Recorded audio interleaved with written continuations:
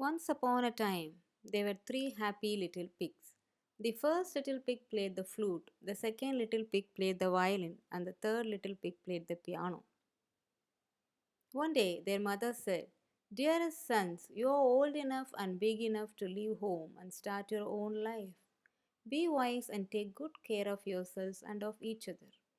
So, the three pigs left home and they each decided to build a house. The first little pig gathered some straw and built his house very quickly.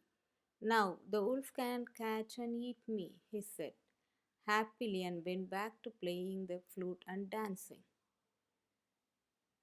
The second little pig made his house of sticks. "Great," he thought, "now the wolf cannot eat me either."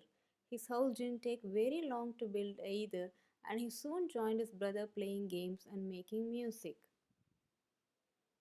They were playing and singing, and all the while the third little pig was still building his house of bricks. The other two little pigs laughed at him for working so hard, but he didn't mind. Instead, he said, "When the big bad wolf comes, you'll see what happens." Some time later, the pigs were walking outside when all of a sudden the big bad wolf came. Each pig went into his house to hide.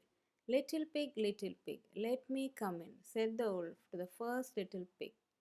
"Not by the hair on my chinny chin chin," said the first little pig bravely. "Then I'll huff and I'll puff and I'll blow your house in," the wolf said. He huffed and he puffed and he blew the first little pig's house away. The pig squealed and ran to his brother's house. But the wolf huffed and puffed and blew away the stick house too. The two little pigs squealed and ran into the brick house had, their brother had built. The wolf huffed and he puffed and he huffed and he puffed. But even with all that huffing and puffing, he couldn't blow the brick house down. But this was the cunning wolf. He had another idea.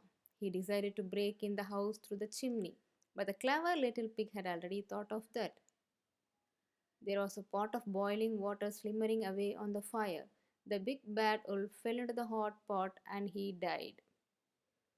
The two pigs understood their brother's lesson and decided not to be lazy anymore.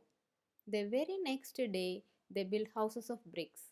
Now, the first and the second little pigs had all the time in the world to play the flute and the violin and to sing. The third little pig accompanied them on the piano, and the three lived happily ever after, safe and sound in their little brick houses.